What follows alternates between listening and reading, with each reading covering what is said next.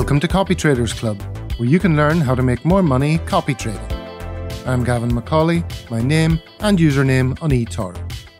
You can continue the conversation on Discord and Facebook.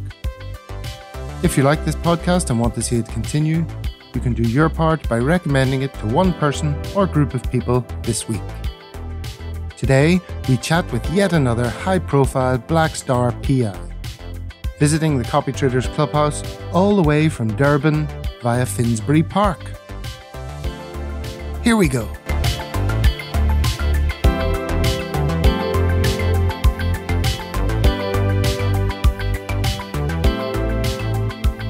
Episode 36 of Copytraders Club, and it's only Wesley Warren Nolte, aka Wesl3y, who was one of the first PIs I wanted to get on as a guest.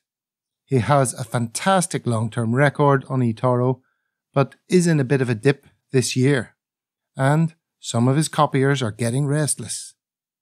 What better time to get to know one of eToro's leading lights? He's out of the limousine and skipping merrily up the sweeping stone staircase. Wesley, how's it? Welcome to Copytraders Club. How's it, Gav? How's it going? It's going well. That's my South African English greeting. Is that tradition? Yeah, so it's usually just, how's it? Everyone, no matter your language background, your economic background, whatever the demographic you want to choose, how's it is the greeting of South Africa. Well, it is good here. All the better for seeing you. I know you've listened to a few episodes, so you know you have to answer a series of quickfire questions. Ready for those? I am. Username on eToro. It's Wesley. Date you joined eToro. It'll be March 2015. I don't know the exact day. Year of birth. 1980. Place of residence. I live in central London. Profession. I am predominantly, almost entirely, a PI, popular investor, on eToro's platform. Briefly state what you aim to achieve on eToro. I have annual goals, but my personal goal is to grow my account value to $1 million without adding any additional funds. Name one of your investing heroes. I think my greatest hero is... This is not a very quick answer, is it? I would say it is probably Stanley Druckenmiller. Name one of your favorite investing books. I would have to say it's One Up on Wall Street. I love the sense of humor and good information in that book. That completes the formalities. Let's proceed into our VIP section here at the Clubhouse, the splendid Copytraders Lounge. Wesley Warren Nolte, aka Wesley, are you ready for this magical transition? I'm ready as I'll ever be.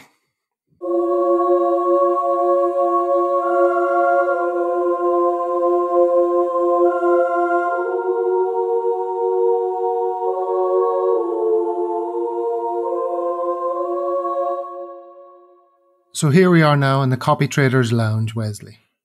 Finally, Wesley has joined us. I'm happy to join you. I've been a fan for a while, and it seems you've been busy for the past few months. Many recordings. I've been busy? Yeah. Yes, but also we made contact a long time ago, and you were very busy, and you had the exams coming up and all of that. So that's right. That has sort of delayed things. It did. But now we're on the other side of that, so here we are. Wesley, South African of English descent, so no Afrikaner greeting for you today. No Afrikaner greeting. So I am partially of English descent.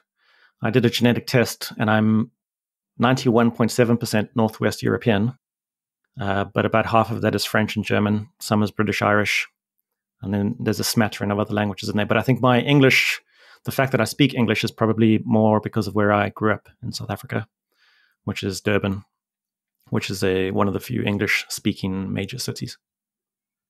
Yeah, I've been around the Durban area, but I don't think I actually went into Durban itself. My business partner used to live in Umkomaas. Mm-hmm. So he stayed there, did a bit of diving there, and sort of saw quite a lot of that coast. It's very beautiful. Gorgeous, yeah. It's pretty stabby, though. It's quite a dangerous place. Well, you could get stabbed or shot, I guess. So it's part of the reason that I don't live there anymore. It's beautiful, but incredibly dangerous.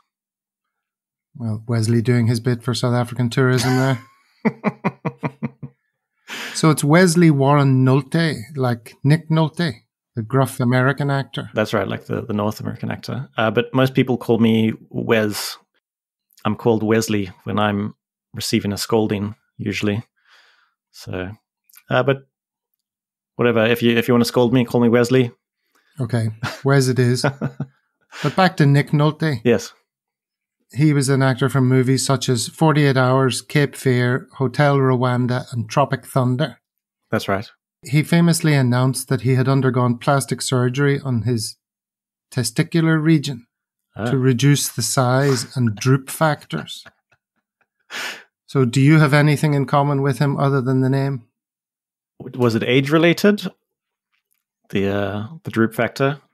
Maybe it's something I've yet to experience. Well, although that story rumbled on for years, it turned out that he was just pranking the press. Yeah. He was only talking bollocks, it turned out. So his disdain for the media might in fact be another point of commonality between you. Oh, you've noticed that? Well, that's a point to which we shall return later in the chat. Sure. Why is your username Wesl3y? Because Wesley, without the 3, with an E instead of the 3, was taken. So your immediate decision was to put a digit in the middle of your first name? Not to be Wesley N? So it was a long time ago, so I can't remember the exact reasoning, but I have done that type of thing for a long time, coming from a technology and gaming background where leet speak, I don't know if you know the term leet speak, L33T, leet speak is very common in gaming and technology circles, probably more so from the 90s. So I think it's probably just something that I defaulted to when the usual Wesley was taken. I thought, why not throw a 3 in there? I thought there might be some sort of cryptic message in there, like stay for at least 3 years in the copy or something, 3Y. That would have been far too clever. But I think I might use that from now on, actually, if I ever get asked that question again. So how did I come across you, Wes? Well, you're obviously a big name and a big presence on eToro. Your pick is everywhere. Yeah, I do post quite a lot of material. Less than I would like to, but I do get a few trolls that comment on the frequency of the posts too. Well, if I can risk getting slightly personal again, I'd like to make another point that we have in common. All right. Now, it's a bit risky to go down this line of discussion, but this is something I saw or I noticed and something I've seen other people remarking on, so I know I'm not alone. Mm-hmm. I'm not sure what this is called, but it's the opposite of a backhanded compliment. So it sounds like it might be a compliment, but really it isn't. Yeah. But I recognize it in myself too, so I'm happy enough to go ahead with it. And that is, Wes, you take a good photograph. Thank you very much. The still images of you in the eToro-verse are really good shots. Yeah. Like, almost like magazine shots, a model turning around in the street, looking over his shoulder. Now, I too am a master in the art of temporarily looking as good as possible for a still shot. But I can't pull the same thing off for a video. And I've seen other people saying, Wes looks different in his videos compared to his stills. I've heard that too. I've always just assumed that it means I look better in my videos, but maybe that's probably me being an optimist in general. Well, I know when the camera comes out, I like to put my shoulders back, stretch my head up, give myself as much neck as possible. Yeah. Stick my tongue to the hard palate of my mouth to sort of raise the old suspicion of a double chin. Yeah, my friends have teased me about potentially just having a neck ridge as opposed to a full-blown chin. Something I think I inherited not from Nick Nolte, but from my grandfather instead. Well, let's go back to the compliment. You take a good photograph. Thank you. You have a great quiff, of which I'm very jealous. Is that a musically inspired hairstyle? No, it's it used to be Tintin, I think, inspired, and then just evolved over time. When I have a haircut, it's probably I look a lot more like Tintin, I think is the right pronunciation, right? But I don't like going for haircuts. I find them very boring. So my hair gets too long, and then the quiff flops, and you get what you're seeing today. I haven't been to the hairdresser for a couple of decades for reasons that are obvious to you. Here's a new question I haven't asked before, but I'm going to do so today. Tell us something you're very bad at. Singing. I'm so bad. It's really very, very bad. And my young daughter, I'm not going to let her listen to this. My young daughter, she's 5, and I think she's inherited my lack of singing talent, but she loves to sing. And my neighbors have commented on it. And we don't have thin walls, so I'm not sure how they've found that out. Well, you can never tell a kid that they're not good at something. Isn't that the worst parenting ever? Yeah, exactly. Encourage everything they do, regardless of how poor they may be. But you can apply more encouragement to certain areas, I guess. But singing can come in time, can't it? It can. It can be learnt, and it can come with age. I saw you on an interview talking about the birth of a child, I think in January last year. Is that correct? So you've got 2 kids? That's right. Yeah, I've got a son that was born in January. So 1 boy, 1 girl. Mm-hmm. So you're hanging up your boots? I'm most certainly hanging up my boots. Our plan was to have 1 child, and then we got lured into a false sense of security. My first child, she was, I think, 3 or 4, and she became very, very easy to look after. And we thought, hey, this is so easy. Let's just have another one, because you forget. And then we very quickly remembered. And so your second kid is coming up to 2 years, 18 months? Yeah, so he'll be 2 in January. He's very cute. He's a handful. He loves to wake up every single night. So it's a bit tiring, but they are lovely. There's a lot of joy in children. It sounds like you have a very busy life. It is quite busy. So I work on the eToro stuff, obviously, predominantly. It's more than a job to me. It's always something that I've enjoyed so much that I do it whenever. But I invest in properties. I'm a landlord. I invest in startups. I advise startups. I've got 2 young children. My wife is very senior at a UK bank. So she's also quite busy. So I quite like being busy. But I do find that having children has started shifting my priorities a little bit. And central London, you say? I saw you mentioning North London previously. So it's central north? Exactly. Yeah, so zone 2, roughly the Finsbury Park kind of area. So I'm right in the thick of things. Yeah, I used to live in Camden when I lived in London. So not too far away. That's even more intense than Finsbury Park. Okay, let's have a question from the art of people. Can you pick a number between 1 and 10? 3. What's your favorite charity organization to support and why? There's a charity organization that was started in South Africa by my aunt. And so she looks after orphans because there are lots of orphans in South Africa. The unemployment rate in South Africa is roughly 48% at the moment. So I support that charity. In the UK, I think the charity I most support, I can't remember the name actually. I automatically support it every month, and I chose it a long time ago. But charity is big business in the United Kingdom. It's something that made a big impression on me when I first moved here. But I guess when you have more money to give away. And so that was one of the major cultural differences I noticed between South Africa and the United Kingdom. That people are more likely to give to charity from the UK because they've got some spare change? It's a massive business. It's everywhere in the UK, and I think probably if you've lived here your whole life, you don't notice it as much. Whereas in South Africa, there's just less money to go around, so it's less present, and it's not such a big business. Do you not think it's ironic that a country where people have a higher standard of living has more of a focus on charity than the place where it's more needed? Yeah, so I think it's great that countries that have the means, like the United Kingdom, have a culture, and it's so ingrained in the culture.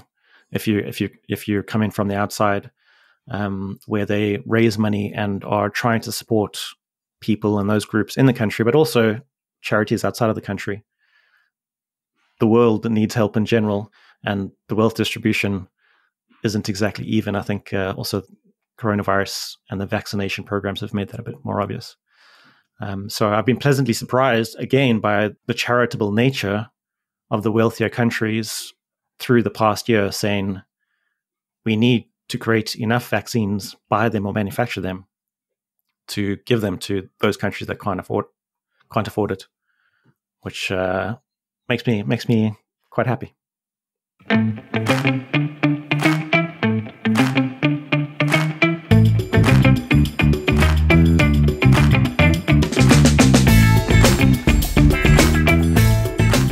It's at this point in the conversation, Wesley, that I like to ask our popular investor guests to read their bio.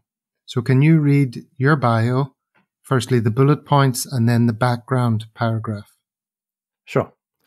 The bullet points read: official eToro value investor, accredited by the Chartered Institute for Investment and Securities.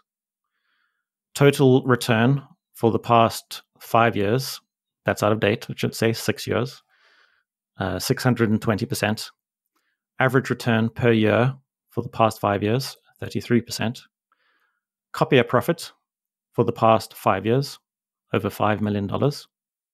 My 2021 goals there are two of them, 30% for the year, and the second one is 5 million profits for copiers. The next section, which is my background, reads: in 2015, I sold my consulting business to Accenture for an 8-figure sum.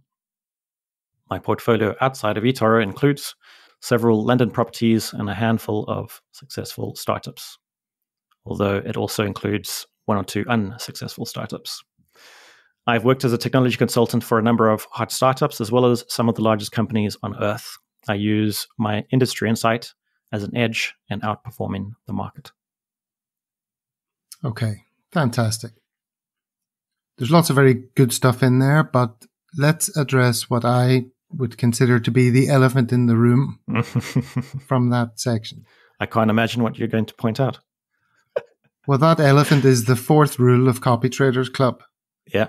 Beware the PI citing lifetime/annualized returns, which depend on early outsized numbers, brackets, while true, this can be deliberately misleading and a red flag, close brackets.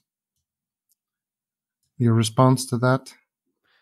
My response would be, I would look for the same thing,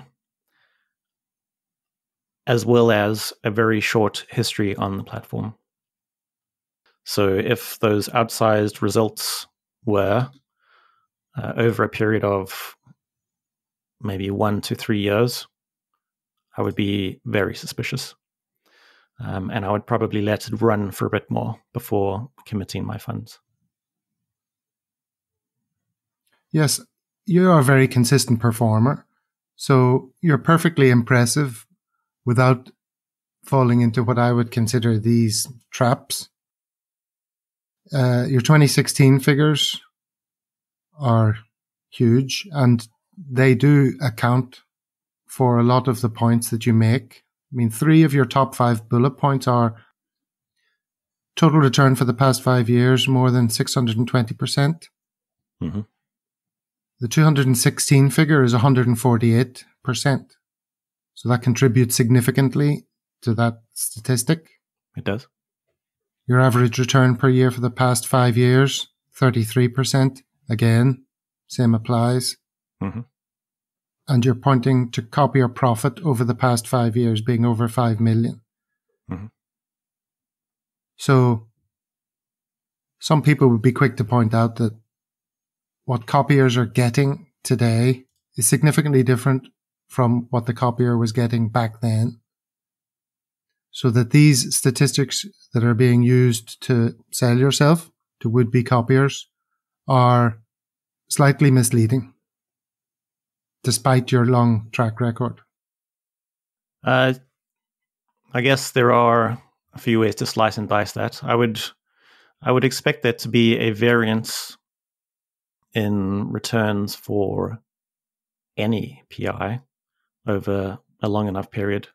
I agree that my 2016 figure was much higher than the rest, but 2015 was lower. 2018, I had an awful year. And this year has also not been fantastic so far.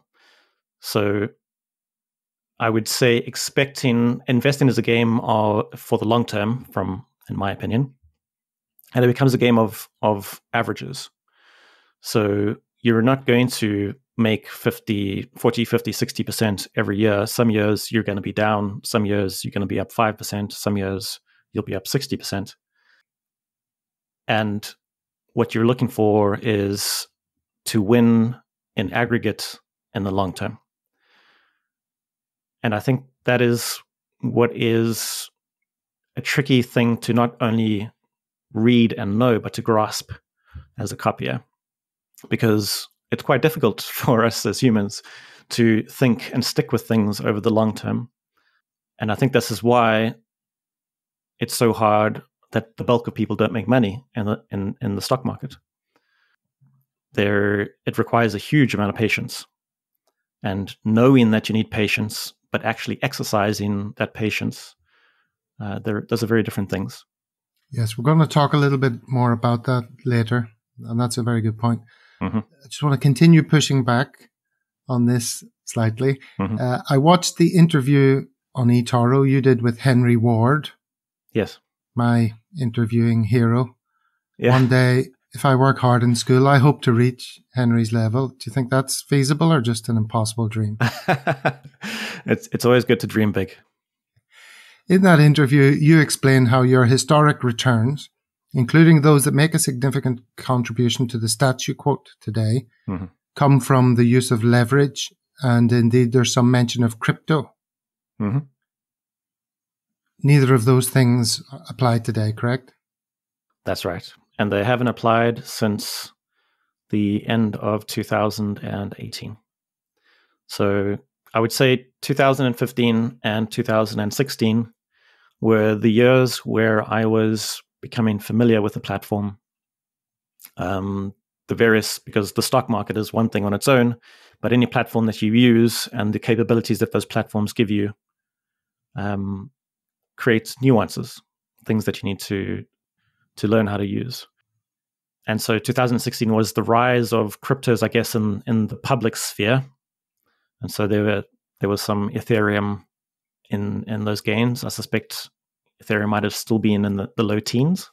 And I've been a long-term investor in Tesla, so I'm pretty sure there were a few leveraged Tesla positions in 2016. So I don't use leverage at all, and that's part of my downfall in 2018. But 2019, 2020 still provided great returns. So kind of what you're touching on there is that people would want a PI who's responsive to the market of the day and is in the right things at the right time. So that's why you were in crypto back then, and you were using leverage at a time when it really worked well to use leverage, right? So leverage, the market was going up all the time back then until the brakes were slammed on in 2018, which made it easier to use leverage. But also eToro's cost of leverage was negligible in 2016, 2017. So it made a lot more sense because, as we all know, as experienced investors, fees can eat into your returns quite quickly. But back then, the fees were just so small and the gains so good that it made sense. Okay, that all makes sense to me. Mm-hmm. Just in an ideal world, I'd love to see a little caveat somewhere in your bio that just maybe references a little bit of that nuance. But, I'm not your manager. So the nuance would be that the earlier returns were outsized because of a different strategy? Yes, that's part of it. Okay. And so as an investor, would you expect them to evolve their strategy over time and caveat changes? If I were in your boots and I wanted my bio to be whiter than white, I would say, I would have a little caveat, something along the lines of that's where the returns came from, and I was using those strategies, and not all those strategies will be employed on an ongoing basis. But what the copier can be sure of is that you're nimble and astute enough to be in the right things at the right time as you were back then. I like that. So I think that's a good idea for a video. I've found that on the platform, videos get a lot more traction than walls of text, although I think I do the walls of text thing too. So that's a great idea for a video, and then I'll just link to that from my bio. The other point is you like to indicate how much copiers would have made if they'd copied you many years ago. That is a sort of hypothetical stat, isn't it, really? It doesn't take into account deposits, withdrawals, whether the copier is matching those things. So I guess, so the stats that are available on eToro, I'm trying to remember how much they consider deposits, etc. No, I don't think they do. Yeah, you're right. I'd refer you to a recent Felix Falix video on the subject, where he deals with that much more eloquently and profoundly than I ever could on the podcast. So I do try to be considerate of copiers, and I do not plan. One of the most difficult things as a PI is to add funds and then communicate it to your copier base, and then them to decide what to do. And then there are various actions that I could take and that they have to take. It's complicated. It takes lots of comms, and it can penalize you a little bit. So I try to keep the same. My plan is not to deposit anything else ever again into my eToro account. But I guess retrospectively speaking, this is part of the nuances of the eToro platform, is that there are quite a lot of things to know and understand. And this is part of why I have created videos and FAQs to help people understand the various nuances. The question is, how do you balance giving them the most important information before they get bored and drift off and not read the rest or listen to the rest? But yeah, it is very important for me to be incredibly transparent. So I think they're good points. Okay, and soon we'll get back to just friendly chit-chat, but let's carry on with the next potentially combative issue. Not really. This is kind of more lighthearted. You say, in 2015, I sold my consulting business to Accenture for an 8-figure sum. Now, I don't know about you, listener, but that statement, phrased as it is, presumably because Wes wouldn't be so vulgar as to tell us how much he personally got from the deal, sends me on the following train of thought. 8 figures? Well, 1 million has 6 zeros, so that's 7 figures. So Wes sold his business for something between 10 million and 99,999,999. He doesn't say what denomination in his bio. Could be South African Rand, but let's assume it's USD or GBP. We could go with USD, the currency of choice on eToro, but it's possibly also GBP, considering his location and selling to Accenture. So let's pick a number between 10 and 99. If it was a high number, Wes might have used an alternative, vague, non-vulgar term like tens of millions. So I'm going to go lower and say something like ballpark 25 million. 25 million USD. But this was the whole business. No idea how many partners he had or the extent to which they were diluted along the way. Let's say Wes retained 30% of the shares at the time of sale, so personally would have pocketed a whisker over $8 million pre-tax. That's the thought process I go on. Now, you don't have to confirm or deny. I just want you to know, every time you say that, the next few sentences you say are not going to be heard because the listener's too busy running through that series of calculations in their mind. Yeah. Do you realize that's what happens? I have had people say similar things to me before, swiftly followed by, but why are you still working if that's the case? So it's a good point. So I've worked in consulting a lot of my life, and I was a technologist for the bulk of that, worked my way up, became a founder and executive, working with other executives, and then became cross-functional. And part of being cross-functional means working with my marketing team and a sales team and a business. So I'm probably being a little strong on the salesiness there. By the way, talking about money is not a vulgar thing to South Africans. It's perfectly okay. But I do feel, I think I'm a bit more British these days. That's why I didn't put the exact figure in. But yeah, point taken. I know that it is vulgar, and I took a lot of joy in creating very awkward conversations amongst my British colleagues when I first arrived in the UK with my South African directness. Yeah, I don't think it's vulgar. I just think that turn of phrase that you use. I think it's one of those things. It's like the thumbnails on YouTube where people are making incredibly dramatic faces, and the people that make the videos, maybe they aren't incredibly dramatic people, but they have learnt that the audience is more likely to click on the thumbnail if the face is dramatic. So I guess it is a bit salesy. It's just such a wide range, 8 figures. It's a huge range. It's probably some combination of me being British, so being slightly embarrassed to give an exact figure, but also being South African, so not being too embarrassed to talk about it at all. Let's leave it there. Next thing I want to talk about is your risk score. Let's have a look at that. Taking, as we have to, the risk score at face value without getting into all the whys and wherefores of the eToro risk score. And we always look at maximum risk. So you would be pretty much a 5, 4 or 5. Somewhere around there, yeah. On that subject, we have a question from a listener. Okay, interesting. Here's a message from Theo. Hi, Wesley. I just wanted to ask, which factors do you take into consideration when managing the risk of your portfolio? This is a great question. And the answer is complex, and I've created videos and blog posts about it.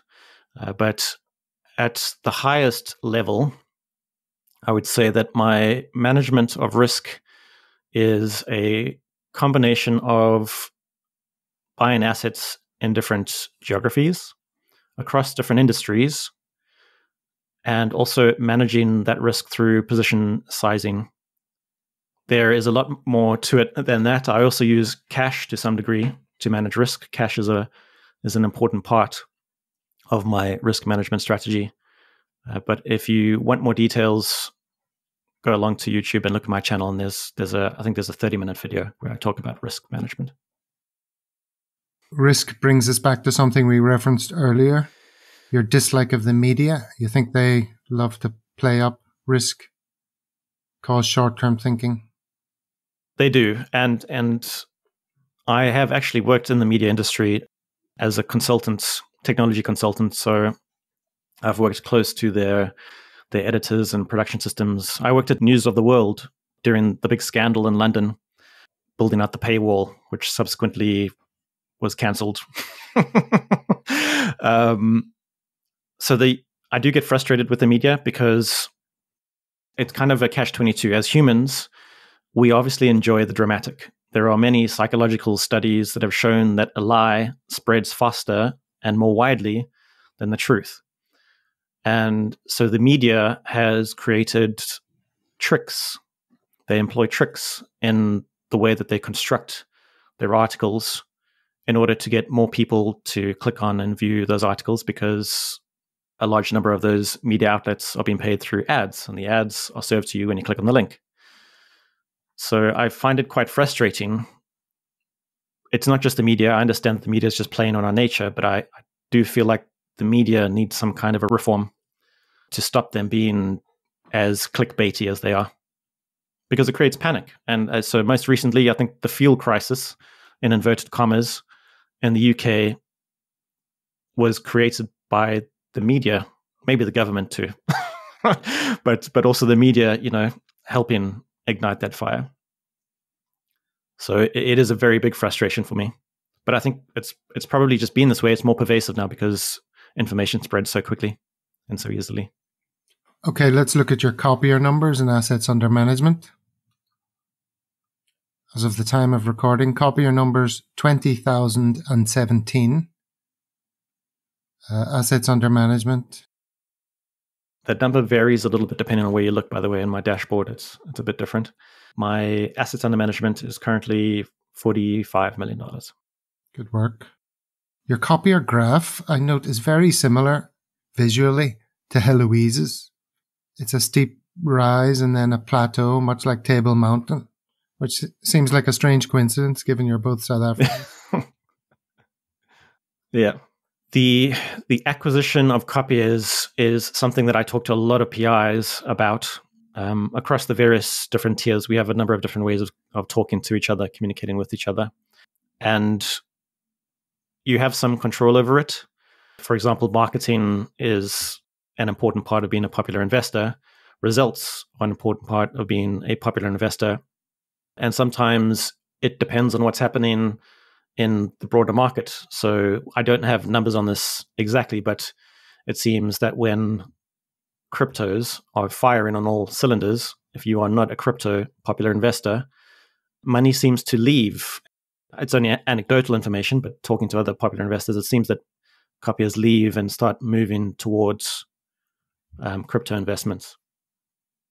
So it's a bit of a difficult thing figuring out how to acquire copiers. Being in the editor's choice is a good way, although sometimes it doesn't work. I've spoken to there are some popular investors in other tiers that have asked me, whereas I'm in the editor's choice, but I'm not acquiring any copiers. What the hell's going on? My results are fine. And it's just a big question mark. Not sure. Trades per week and average holding time. Trades per week, 14. Average holding time, 3.5 months. Does that paint an accurate picture? At the moment, no. And the reason for that is I added a lot of money to my account earlier in the year.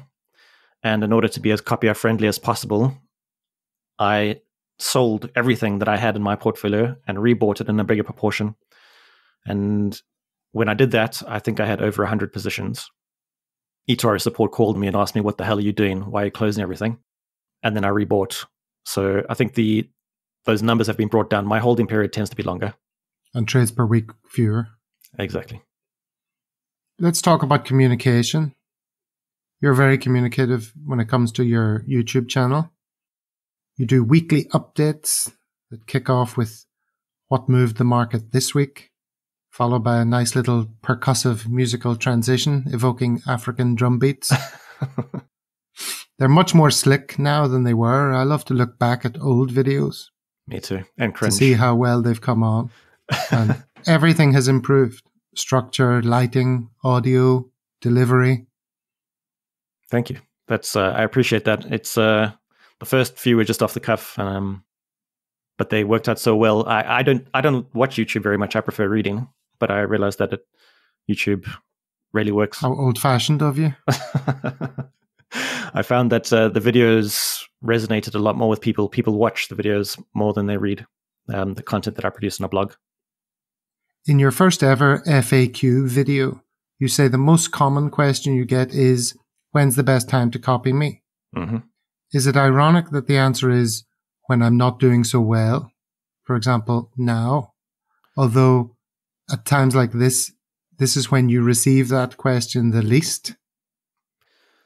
So there are quite a few ironies in the market exactly like this. And I would say, yes, that probably is the answer when your portfolios are deep red. So, for example, Copy Me in July of this year with minus 5.84% would have been a fantastic time. Or Copy Me last year, March 2020, with minus 13.1%, would have seen an incredible return.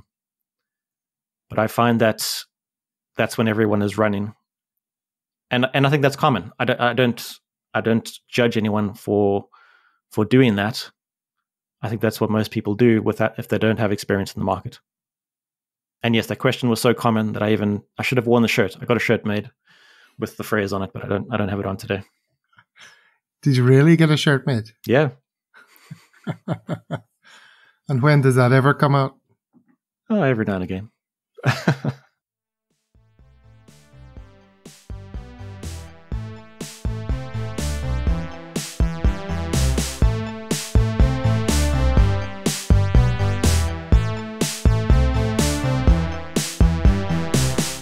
Dear listener, just a little pause here to say a few things directly to you. The calendar is full until the end of the year.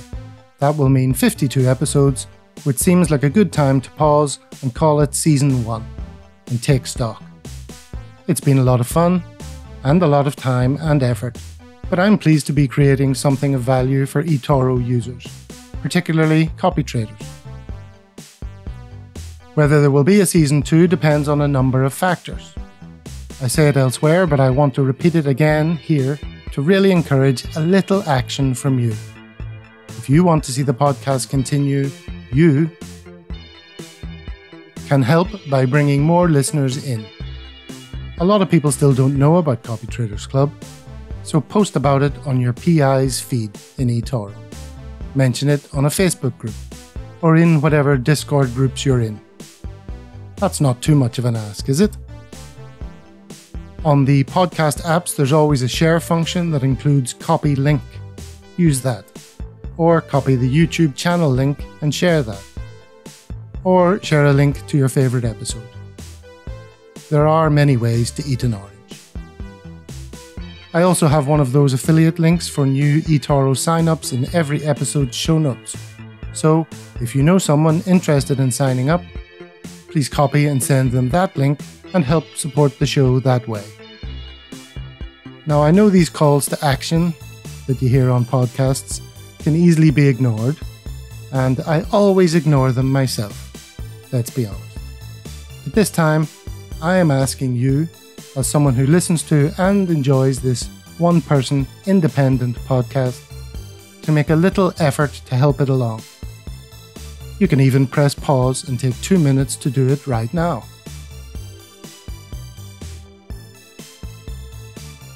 If you do, know that I am grateful. If you don't, every time you hear this bit, you will be overcome with a crippling sense of guilt and unworthiness. Until you do. Back to the show.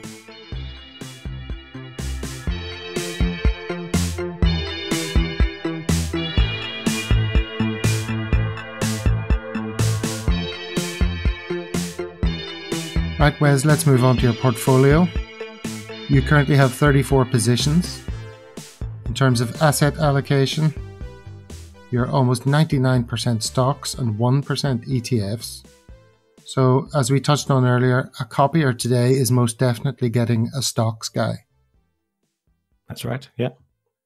Position sizes range, unless anything's changed since I did my research, from 7.93% for your largest position, which is Amazon, and then a few at 5, 4, and 3, and then everything outside of your top 10 or so is under 3%. You mentioned position sizing a minute ago when we were discussing risk. So your top 5 in the invested column are Amazon, Micron, Disney, Asos, Mercado Libre, and Activision Blizzard. So if they are 1, 2, 3, 4, and 5 in your invested column, when we look to your value column, the largest positions are 13425. So it's the same 5. That's a good sign. Yeah. And the discrepancy can mostly be explained by Micron being down of late. Let's talk a bit more about your style of investing. Would you describe yourself as a thematic investor? There are a number of themes, it appears to me, in your portfolio: solar, semiconductors, e-commerce, gold, gaming. Yes. So I use a combination of things. So I would say thematic is one consideration. So looking for those areas that are likely to experience significant growth over the coming years. I tend to hold some positions for many quarters and potentially years, and I would call those the core of my holdings. And then there are others that are probably more momentum plays. So not your traditional core and satellite kind of setup, but I kind of call it that. And these companies at the top are likely to form part of that core. And I might accumulate more into those positions depending on where we are in the year or the business cycle. So, for example, now we're coming into the Q4, which is the best part of the year for retail, when everyone's doing their shopping typically, although we do have some supply chain issues to deal with. And so to some degree, that's reflected in those holdings at the moment. So you're part of eToro's Value Investors program. I'm not sure what that means exactly, but one thing that's potentially unusual is, for a value investor, you're very focused on market movements. As I mentioned earlier, in your videos, you often say, what moved the markets this week? That's an approach that is often shunned by value investors. Talk about that a little. So I think the term value investing meant one thing for a very long time. But I find that recently, over the past few years, I think that there are people that consider themselves value investors, but they do things slightly differently from the buy and hold for 20-year kind of value investors. I fully believe that you can have growth value investors. A value investor is someone that's trying to find a business whose stock price doesn't reflect the underlying value of that business, and then buys that and holds that for some period. So, for example, the guy that heads up the value investing program on eToro, I know that sometimes he will hold things for many, many years, but his value investing process isn't buy something and hold it for a set period. It's buy something and sell it when it doesn't make sense to own it anymore because there's been a crazy appreciation in the share price, as an example. It's a good point about my videos. So I do watch the markets fairly closely and the happenings in the market, but I also know that a lot of that is noise. It's short-term noise that pushes the market backwards and forwards. But I think it helps me be a better investor if I have a good feel for the ebb and flow of the market, even if I'm not participating in that ebb and flow. Does that make sense? Perfect sense, yes. I have a note here to discuss any positions of particular interest. Are you happy to talk of specifics? Sure, yeah. Okay, so Asos. That's Nick Sleep's big bet after making a ton from his long-term Amazon investment. He's been invested in it for a long time. Yeah. Now, a bear might say, Asos has shown consistent growth in revenue and gross profit, but net income and profit margins are very changeable, up and down like a yo-yo. And they're thin. When they're positive, they're thin. Exactly. So on the basis that revenue is vanity and profit is sanity, as Mr. Wonderful says, yeah, Asos is an unpredictable prospect. And it's also seen 20% dilution in the last 2 years. Would such a bear give you pause?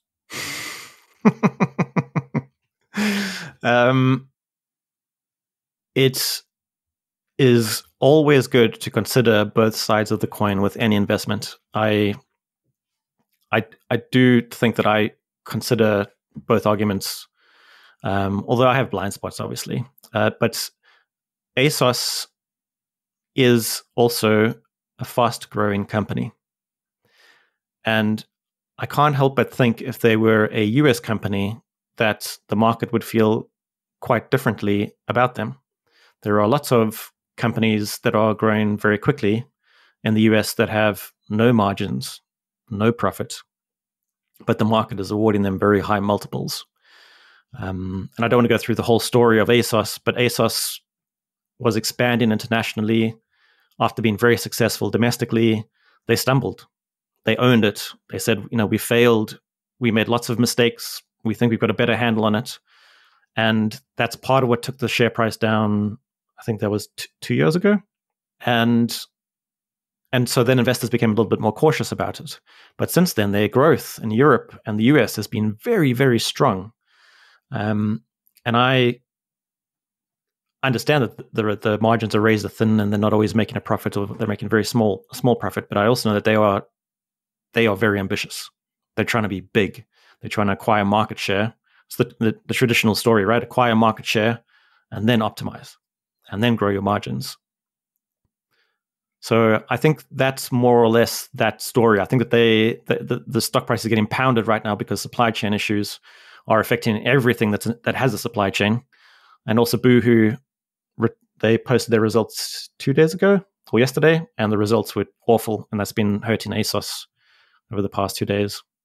So I would say, yes, they're very good things, those to call out. Those are some of the key things that you should be looking at whenever you look at a stock and understand why a company might have razor thin margins or a lack of profit. But I think they're going to be fine, better than fine.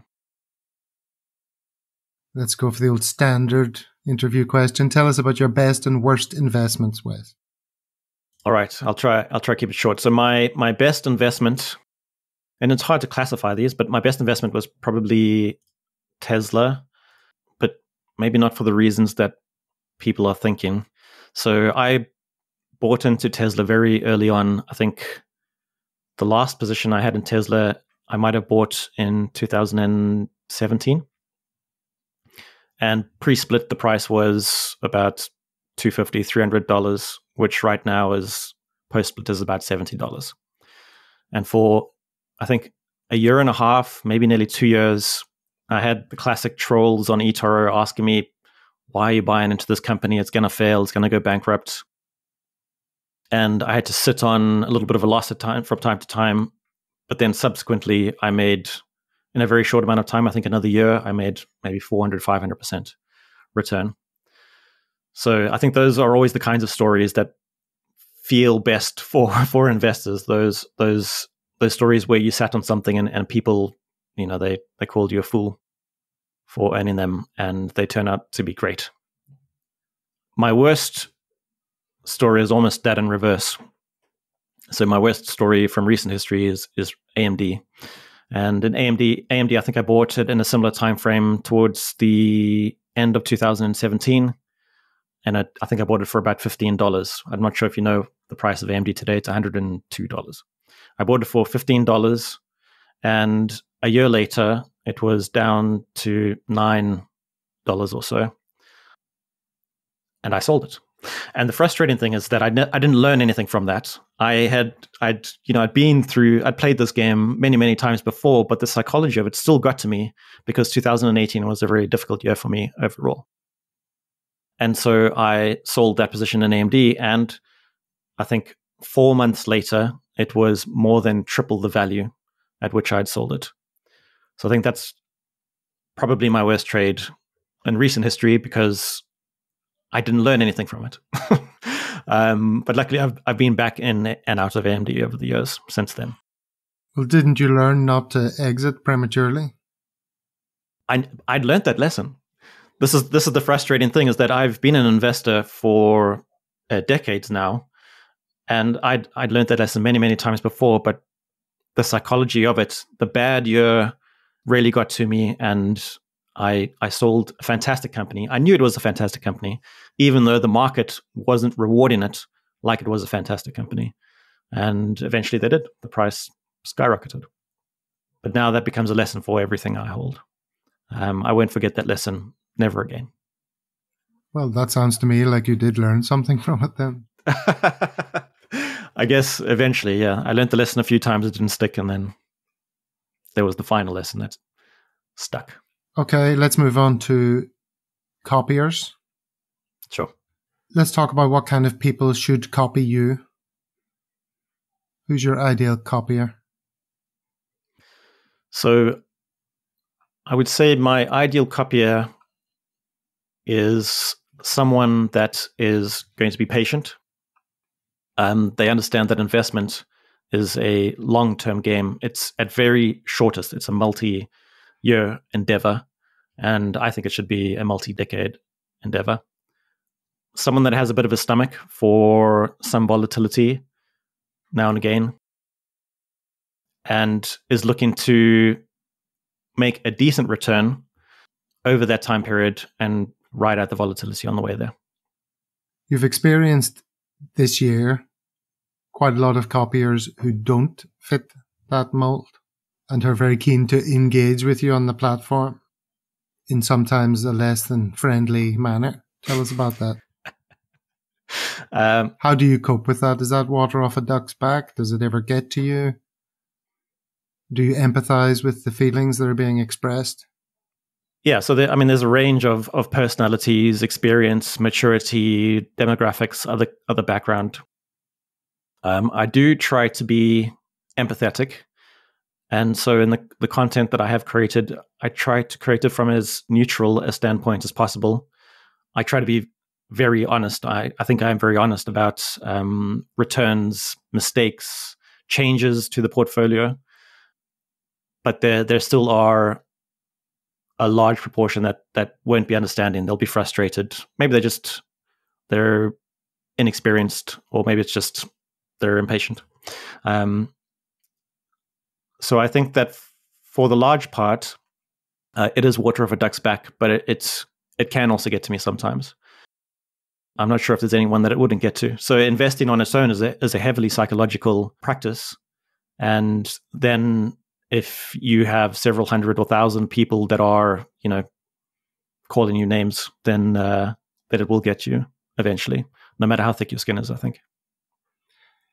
Yes, the way Buffett talks about only swinging at the fat pitches. And the great advantage that retail investors have is that there's not crowds of people shouting at them, swing you bum, swing. Yeah. And that's all fine. But eToro's, swing you bum turned up to 10. Yeah. And sometimes I've met people in person, and people are very different in person, right? Then they're a human and you're a human, and you have a conversation, and it can be an honest conversation. But I think the internet and the anonymity of the internet, or near anonymity of the internet, changes things a little bit. Anonymity? I think that's a word. So, you might have seen it in YouTube comments. It's a joke about YouTube comments. They can be quite aggressive. So I agree. It's like those people that are watching sport. I always think of it like this. Someone's watching a football game, and there are those people that be watching their player of choice, and they'll be shouting at that person to do X, Y, and Z. And that person isn't a football player. They don't have all of the experience. They don't know the strategy that's going on around that. They don't know the coach's plan, et cetera, et cetera. And so I think, not that I'm anywhere near a football star, but I think that there's a little bit of that. So why haven't you done X, Y, and Z? And I read a lot of books on investing, but also psychology. And there's a lot of psychology at play. There's a lot of, for example, let me pick one. Hindsight bias is one that gets everyone. No matter how experienced you are, hindsight bias is playing a part in your decisions. And this is the bias whereby when you look back at a particular decision, yours or someone else's, you think, oh, it was obvious, right? This was definitely going to go up or down based on X, Y, Z. But it's only because that thing has happened that you're thinking that. Before that point, it wasn't obvious that it was going to happen. Otherwise, you would have been a trillionaire making the right decision. So I'm cognizant, but I also, at times, I am affected by it. And sometimes I need to take a break. So I suppose it'd be quite easy then for you to define who shouldn't copy you.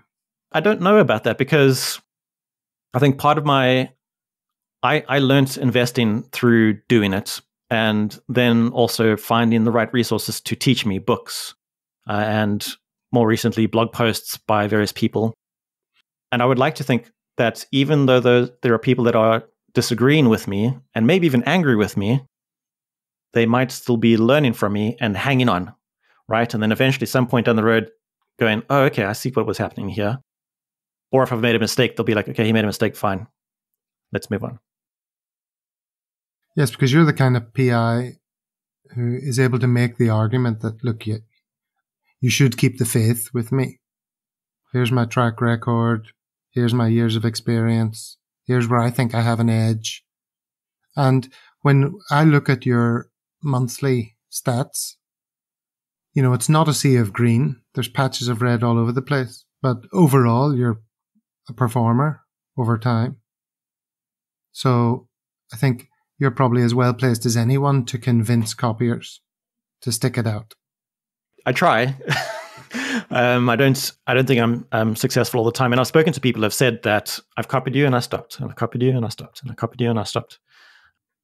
But yeah, part of what I would hope that people are getting, even the ones that don't copy me from eToro, is learning a bit more about the market and their own psychology.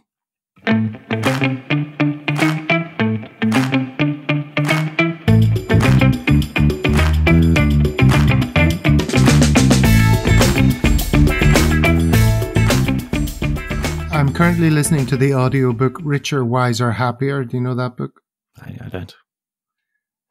It's a book where a guy who's friendly with Guy Spear, I don't even know his name, and he interviews various big names from the value investing world.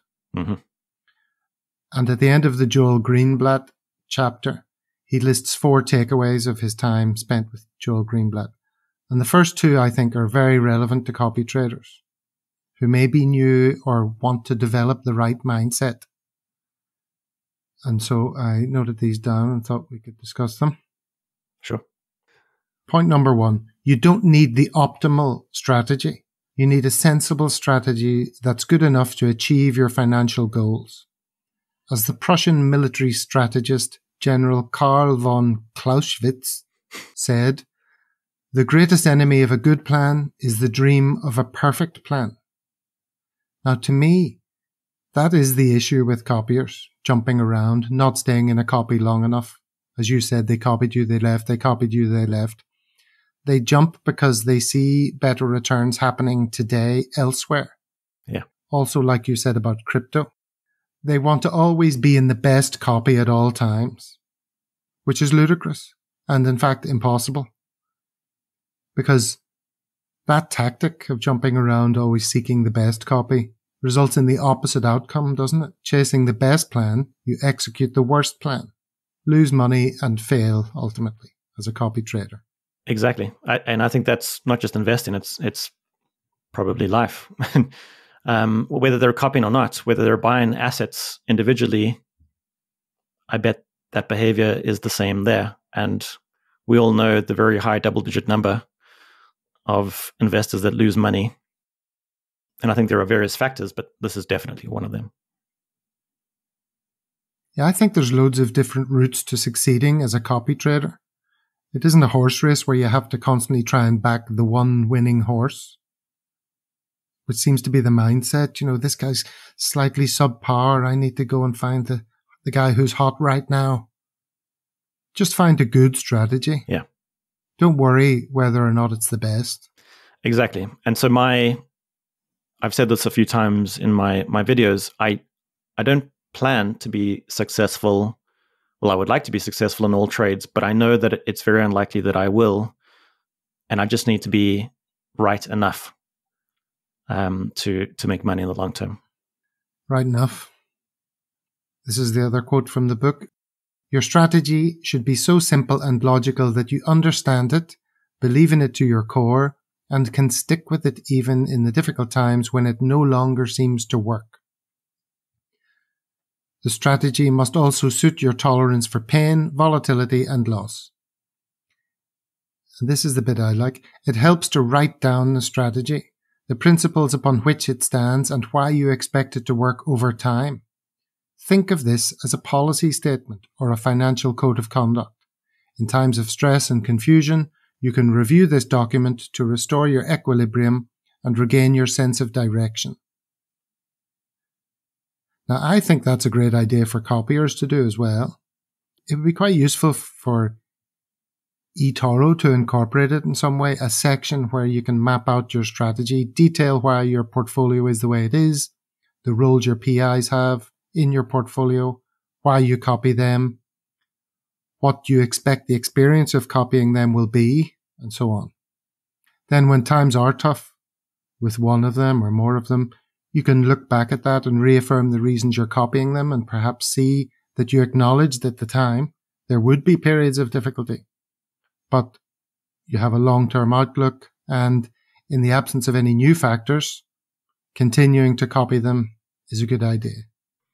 I agree. I would say the behaviors between popular investors and copiers probably need to be quite similar, because the popular investor is an investor and a copy trader is an investor in a popular investor. So I again, it's something that I have said very often is have a plan, write it down. When times are tough, go back to the plan, and that really helps with panic. But I like the idea of some kind of a questionnaire. And this is something that I have told people that copy me before or are thinking of copying others, and they're asking for my recommendations, if I have recommendations. And my first question is, think about what you want. What is it that you want overall? What is your time horizon? What's your risk tolerance? And can they be broken down in several ways? Are there different people, PIs, that you want to copy on the platform? But then for each of those people, write down what your expectations are. Because there might be the yellow crypto investor that you expect 100% returns every 2 weeks, but there'll be your slow and steady, Forex trader that you're looking to be protection in times when the market crashes. So I fully agree with that. Yeah, I haven't written down such a thing for myself, but in doing this podcast, I've been forced to discuss my PI choices on an ongoing basis and what I expect from them. So it'd be pretty straightforward, I think, for me to do that. But for the average copy trading listener, that could be a very useful exercise. I think it could be. And it's something that if you speak to a wealth manager or some kind of fund manager, it's one of the first series of things that they will ask you. They will ask you about your expectations, your tolerance for risk, time horizon, etc. Yeah, because it could just be that little moment to interrupt any trigger finger activity, which doesn't serve you well to make snap decisions. No, it doesn't. Okay, Wes, what role should you play as a PI in a copier portfolio? And can you describe that ideal portfolio with you in it? Oh,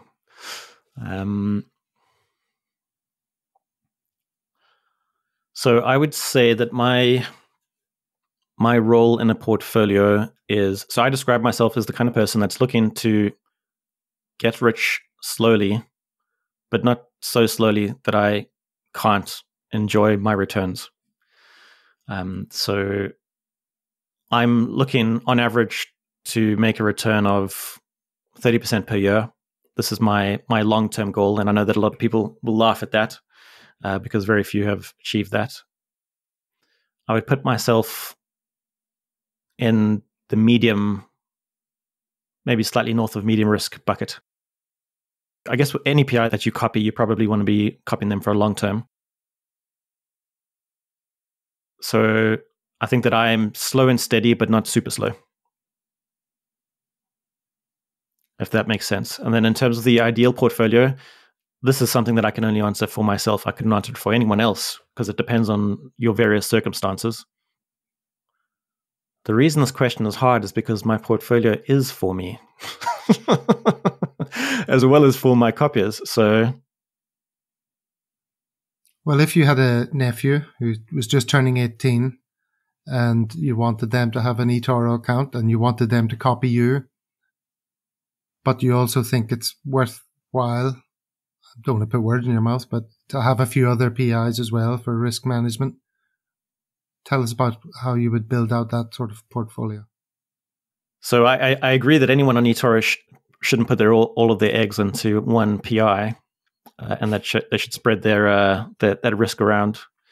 If you were an 18-year-old person, the structure of that investment is very different from if you were 35 or 60.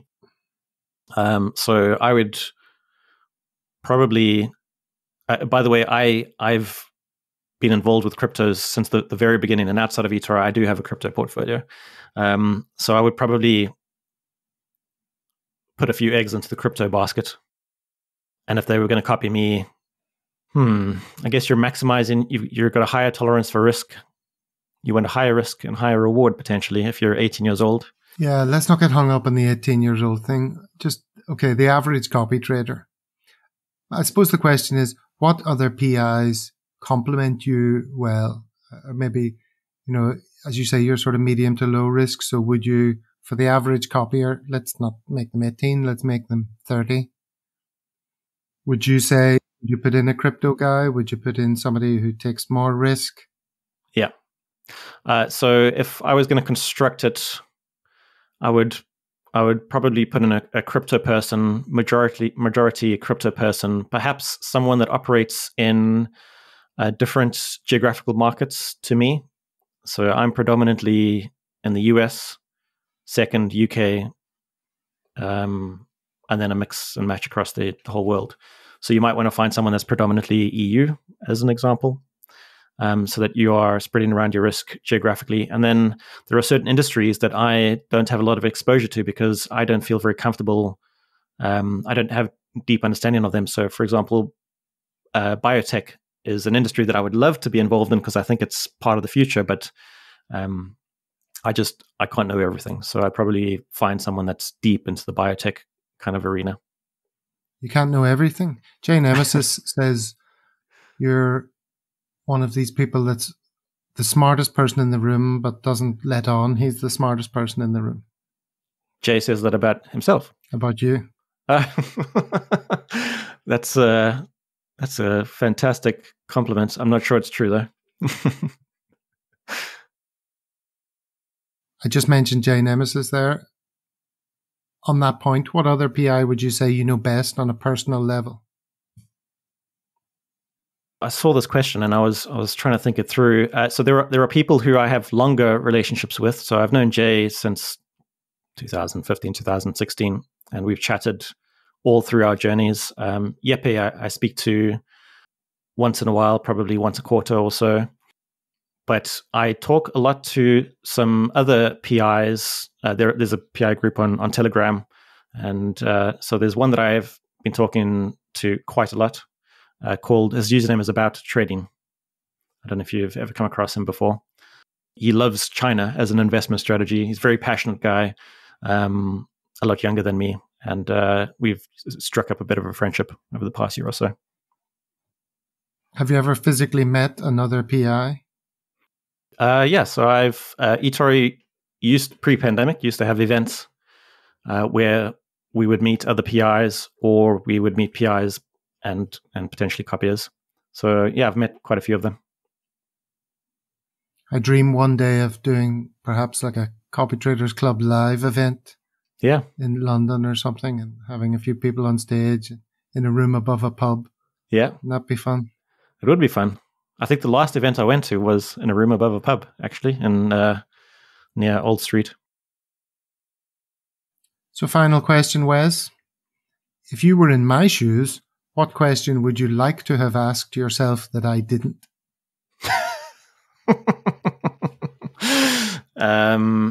This is my way of getting out of jail if I've forgotten to ask something that somebody feels I really should have. Yeah. By far the question I get most this year is because my returns haven't been very good. And they're okay. When do you think there's going to be an upturn in your portfolio? So that's the question. And the answer? So, as my copiers and followers might know, I don't think you can time the market. I think you can time it a little bit, right? You can make it so that you have a higher chance of timing the market. Sometimes you miss, and sometimes you win. So when do I think my stats might pick up? So it would require a deeper conversation, and I've been thinking about making a video about what's happened this year. And part of the reason is the UK. I've been invested in the UK and China, and those haven't performed particularly well.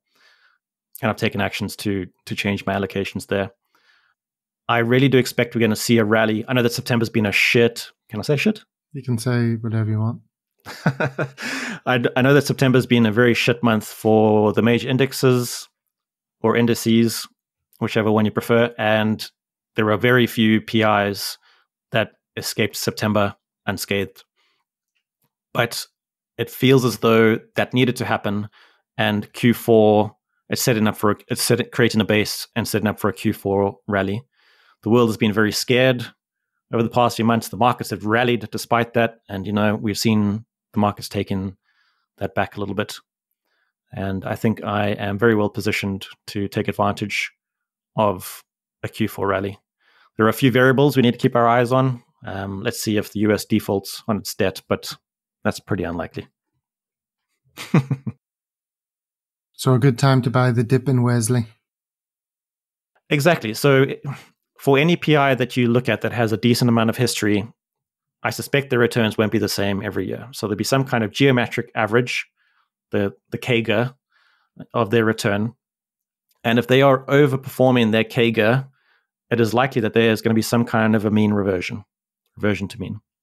And if they are underperforming their CAGR, I would expect that they are setting up to do very well over the next period.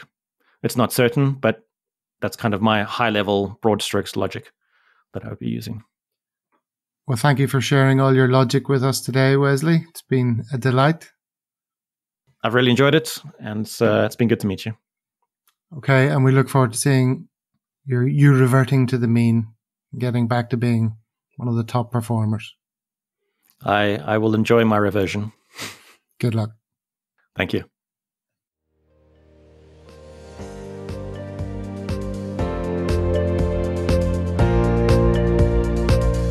That was Wesley. With the exception of the minor caveats we discussed, I've always liked the look of Wesley as a PI. I would like to copy him. In another reality, I would, but I already have a plan. Perhaps not the best plan, but I think it's a good plan that suits me and one I can stick to. How about you, listener? Have you written down your plan? That's all from me.